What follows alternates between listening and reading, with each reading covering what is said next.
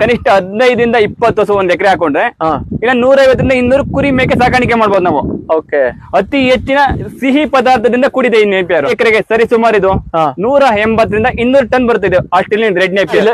Sir ಇದೆಲ್ಲ ನೋಡಿದ್ರೆ ನೋಡಿ ಯಾವ ರೀತಿ ರೆಡ್ ಕಲರ್ ನೇಪಿಯರ್ ಬಂದಿದೆ ಅಂತ ನೋಡಿ. ಬರೀ ಯಾವ ರೀತಿ ಗರಿ ಇದೆ ನೋಡಿ ಸರ್. ಗರಿ ಬರೀ ಒಂದೇ ಗಿಡ ಇದೆ. ಹೌದು. ಈಗ ಕುರಿ ಮೇಕೆಗೆ ಇನ್ನೇನ ಅಮ್ಮಮ್ಮ ಒಂದು 10-15 ದಿನಕ್ಕೆಲ್ಲ ಕಟಿಂಗ್ ಮಾಡ್ಕೊಡ್ಬೋದು. ಇದು ನೋಡ್ತಾ ಇರಲ್ಲ ನೀವು, ಇದು ಇದು ಆಸ್ಟ್ರೇಲಿಯಾ ರೆಡ್ ನೇಪಿಯರ್ ಅಂತ.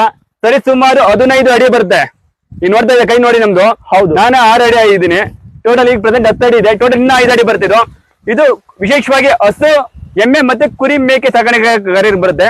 ಹಾಲಿನ ಇಳುವರಿಯಲ್ಲಿ ಭಾರಿ ಹೆಚ್ಚಳ ಮತ್ತೆ ಕುರಿ ಮೇಕೆಯಲ್ಲಿ ಭಾರಿ ತೂಕ. ಮಿನಿಮಮ್ ಒಂದ್ಸರಿ ನಾಟಿ ಮಾಡಿದ್ರೆ 10 ವರ್ಷ ಬರುತ್ತೆ ಸರ್ ಅಲ್ವಾ? ನೋಡಿ ಸರ್ ಇದು ಹಂಗಿದೆ ಅಂತ ನೋಡ್ರಿ ಸರ್.